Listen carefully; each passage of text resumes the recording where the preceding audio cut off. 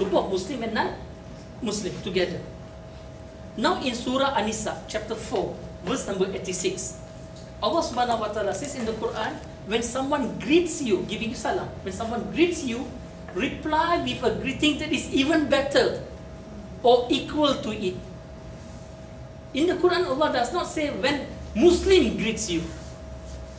It is general. When someone greets you, you reply with a greeting that is even better. When someone says Assalamu alaikum, what do we say? Wa alaikum salam wa rahmatullah. If someone says Assalamu alaikum wa rahmatullah, what do we say? Wa alaikum salam wa rahmatullahi wa barakatuh. If someone says Assalamu alaikum wa rahmatullahi wa barakatuh, what do you do? Wa alaikum salam wa rahmatullahi wa barakatuh. Try to do better. If not, at least equal. Clear? But then what we have been taught, if non-Muslim give salam, Assalamu alaikum to us, we reply, Wa alaikum laknatullah. Islam is not a religion that curses people. Sometimes non-Muslim give salam to us because they like what the Muslims are doing and they want to imitate the Muslim. That means they want to imitate the life of Muslim. That means imitate the life of submission to Allah subhanahu wa ta'ala. What we should be doing is actually to encourage them. Tell them, wow, your pronunciation is very good. Praise them, they feel good. And then ask them, do you know what it means actually?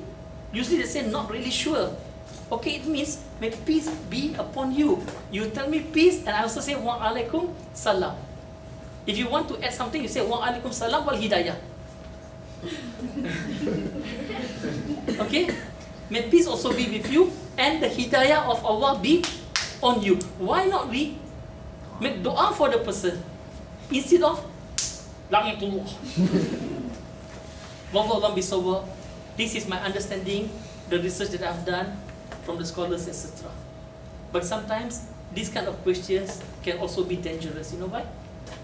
Because the answer may not be in accordance to popular belief or popular understanding among the community.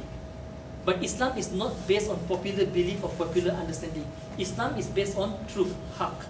In Surah An'am, chapter number 6, verse number 116, verse number 119, Allah subhanahu wa ta'ala says, if you were to follow the majority people on earth, they would mislead you.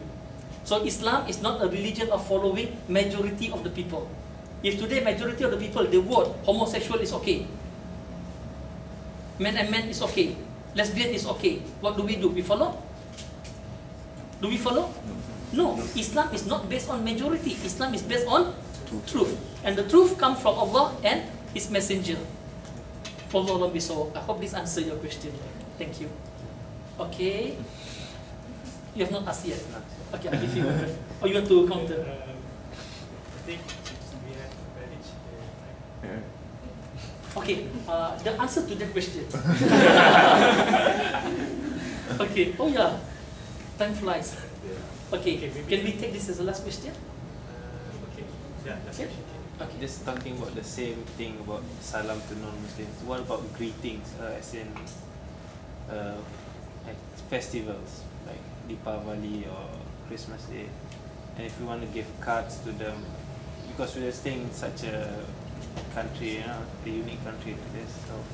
Okay, thank you very much. Brother Ashraf, yeah, it's time up already.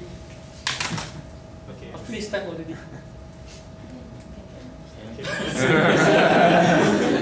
Okay, the question was, okay, I knew it's going to get tougher and tougher. Okay, the question is, how about greeting, Merry Christmas, Happy Chinese New Year, Happy Deepavali, etc. This is a different level of greetings now. Okay, the answer to this question, there are difference of opinion among the scholars in Islam. There are scholars in Islam who say we cannot do this. When you say Merry Christmas and so on, that means you acknowledge Jesus Christ to be God. And when you do that, it's shirk. When you say Happy Deepavali, you acknowledge the gods of the Hindus. So there are some scholars who give this view. That means you cannot do it. But then there are also other scholars who say you can greet them. And they would also quote from Surah An-Nisa chapter 4 verse number 86. When someone greets you, you reply with a greeting that is even better or equals to it. They use that hujjah.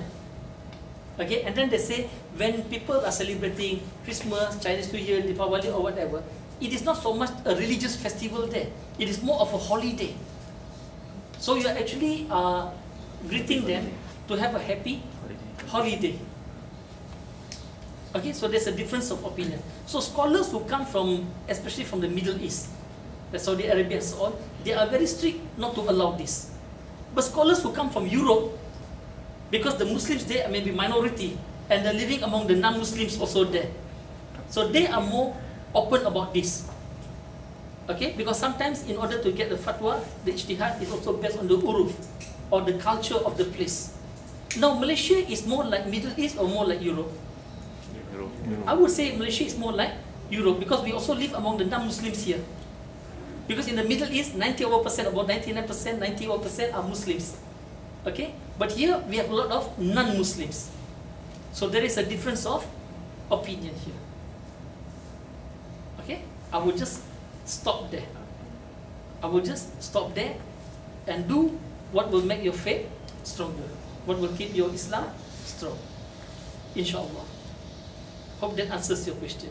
Sometimes when thick question like this, people would expect, is this right or is that right? Okay?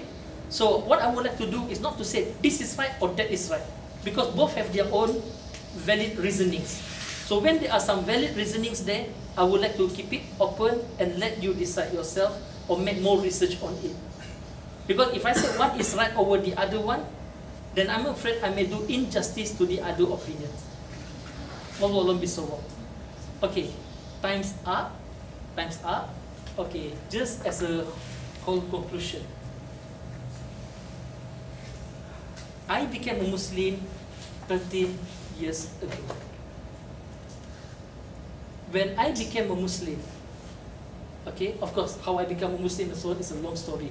We're not going to start now. Okay? Okay, we're not going to start that now.